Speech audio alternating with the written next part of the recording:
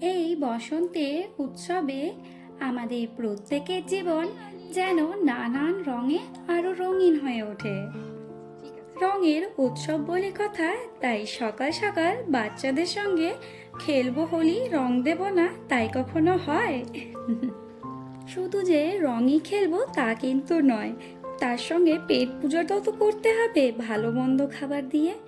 যদিও আজকে দুপুরের মেনুটা খুবই সিম্পলই রাখার চেষ্টা করেছি।